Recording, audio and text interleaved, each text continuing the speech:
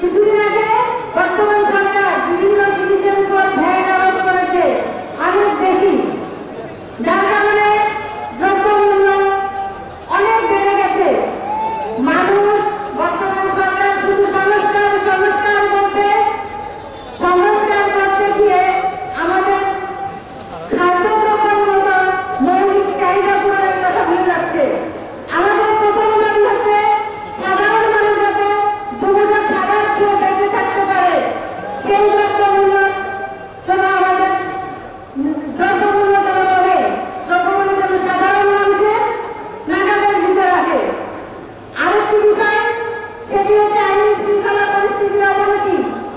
আপনারা দেখেছেন যে 6 মাস অতিবাহিত হয়েছে, কিন্তু কোনো থানা সঠিকভাবে কোনো সংস্থান করছে না, মামলা নিচ্ছে না। তারা যা যার ইচ্ছা মতো কোর্টের মাধ্যমে আমাদের বিএনপি থেকে কর্মীদের নাম নিয়েও মামলা করা হচ্ছে। দেখা যাচ্ছে বিশ্বনাথের মানুষ, উসমানীনগরের মানুষ কিংবা সুনামগঞ্জ থেকে কাউকে নিয়ে ঢাকায় মামলায় দেওয়া হয়েছে।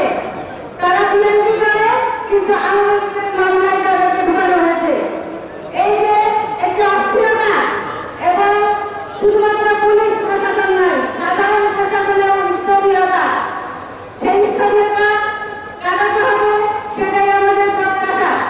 বর্তমান সরকারকে আমরা আহ্বান জানাবো, আপনারা যত সমস্যা হবে না কেন, সব সমস্যার আগে আপনারা আইন শৃঙ্খলার পরিস্থিতির উন্নতি করুন, দ্রব্যমূল্য কমান, এবং যারা আজকে ফ্যাসিস্টের বিরুদ্ধে মামলা হচ্ছে, তারা কিন্তু জামিনে বেরিয়ে আসছে, তাহলে তাদের বিরুদ্ধে মামলা দিয়ে আর গ্রেপ্তার করে দিলাম।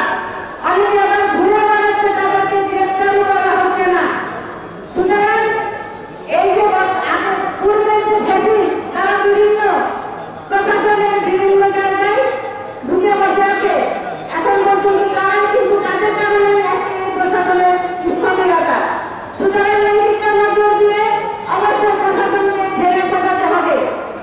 আর আমরা প্রত্যাশা করেছিলাম যে বিএনপির অসংখ্য নেতাকর্মী গুম করা হয়েছিল, ইলিয়াস আলী সহ আরো যে অসংখ্য নেতাকর্মী গুম করা হয়েছিল বিগত 6 মাসেও, আমরা তাদের ব্যাপারে সুস্পষ্ট কোনো সরকারের কাছ থেকে কোনো অভিযুক্ত বা কোনো অভিযোগ কিংবা কারা অভিযুক্ত কিংবা তাদের বিচার কি হবে বা তাদের এই বিষয়ে কোনো স্পষ্ট নির্দেশনা পাই নাই। সুতরাং আমরা আশা করবো অনতিবিলম্বে এই গুমের সাথে যারা